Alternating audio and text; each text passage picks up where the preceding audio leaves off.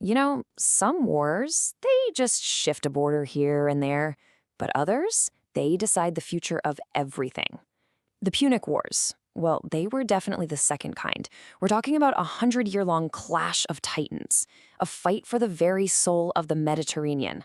And the thing is, it wouldn't just crown a winner, it was going to completely reshape that winner from the inside out, for better and, yeah, for worse.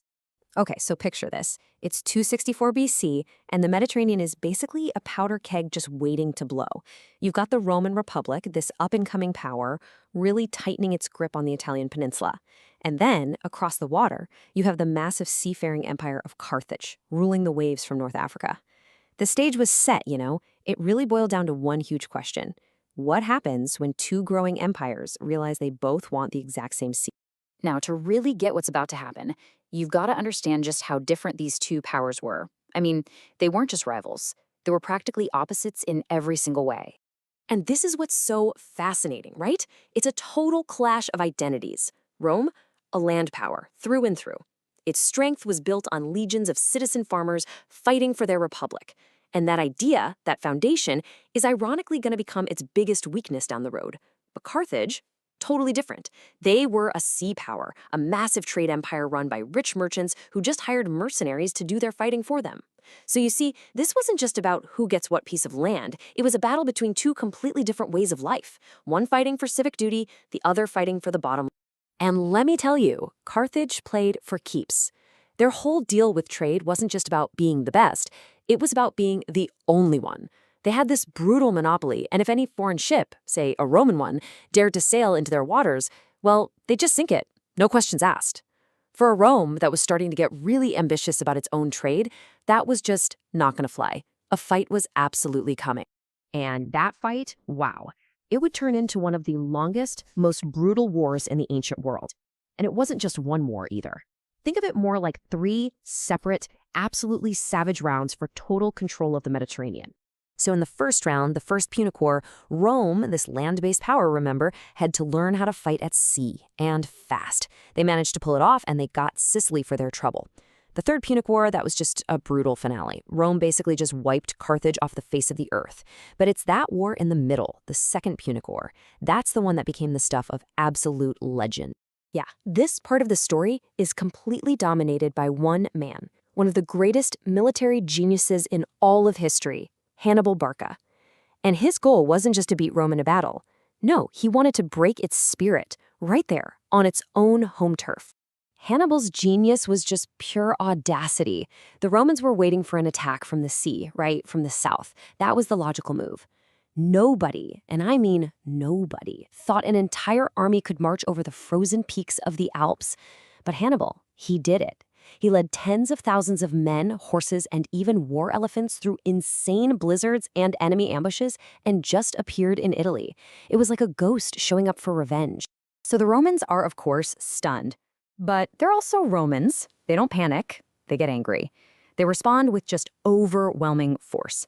They pull together the biggest army they have ever assembled. We're talking nearly 70,000 legionaries, and they march out to just crush this guy once and for all. But what happened next at a place called Cannae, it wasn't a defeat. It was a complete and total annihilation. Hannibal was outnumbered, but he used this brilliant tactic. He let his center fall back just a little, and then his flanks swung around and completely swallowed the huge Roman army. It's still studied today as a tactical masterpiece. But for the Romans, it was an unimaginable catastrophe. I mean, just think about the symbolism of that. A bushel of gold rings. Every single one of those rings was pulled from the finger of a dead Roman knight, a member of the ruling class. Back in Rome, pretty much every important family was now in mourning. It was Hannibal's way of sending a message back to Carthage, a message of just absolute crushing victory. And yet, this is what's so incredible about Rome. In their absolute darkest moment, their greatest strength came out, sheer resilience. Any other state would have just given up. They would have sued for peace. But Rome, they just raised new legions. And they found their own military genius, a general named Scipio. And Scipio's plan was brilliant. He didn't try to beat Hannibal in Italy. Instead, he took the fight to Carthage's backyard, first in Spain and then in Africa itself. That forced Hannibal to finally leave Italy and go home to defend a city. And there, at the Battle of Zama, the two titans finally faced off, and Scipio won. The war was over. And the victory was total. Rome was now the undisputed champion of the Mediterranean. And with that power came a flood of wealth. Just an insane amount of money, more than the old, simple republic had ever even dreamed of. And we're not just talking about gold coins here. Victory meant whole new provinces to govern and tax. It meant mountains of captured art and treasure. And it meant a massive, massive influx of enslaved people from all the lands they'd conquered. This absolute torrent of new stuff was about to change the very fabric of Roman society forever. And you can literally see this change just by looking at their houses. The old Roman house was a simple atrium house, pretty basic, functional, one main room. That was replaced by these sprawling, luxurious villas. The newly rich started adding these fancy Greek-style courtyards and big dining rooms and libraries, and they filled them all with art they'd looted from their conquests. It's really the perfect metaphor for how Rome went from this kind of simple, austere republic to a luxury-obsessed empire. But all this new money, it was like an acid eating away at the core of the republic. Because while the rich were building themselves palaces, the very foundation of Rome, that citizen farmer we talked about, was completely crumbling. Victory, it turns out, came with a really terrible price. It's this really tragic cycle that shows you how victory just hollowed out the republic from the inside. So a small farmer goes off to fight in the legions for years. While he's away, his farm falls apart, he goes into debt. When he finally comes home a hero, he finds his land has been bought up cheap by some wealthy aristocrat and swallowed into a massive slave-run estate. So the very guy who won the empire for Rome now has nowhere to go. He ends up drifting to the city with no land, no farm, and no job. And these new mega farms, they were called latifundia.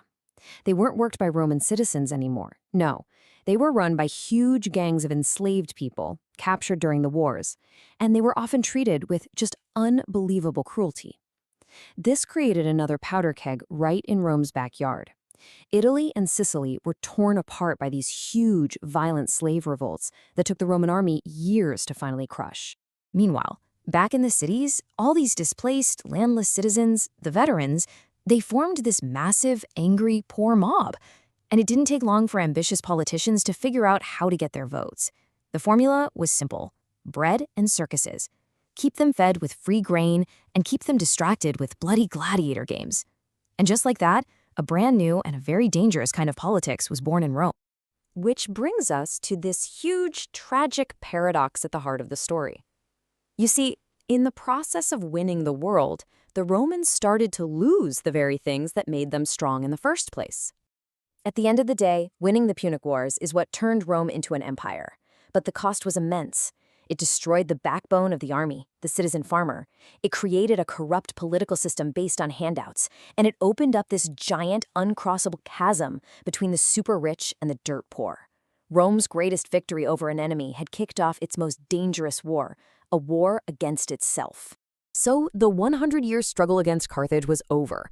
Rome stood alone as the master of its world. But a new, even more dangerous conflict was just beginning, not against an outside enemy, but a war for the soul of the Republic itself.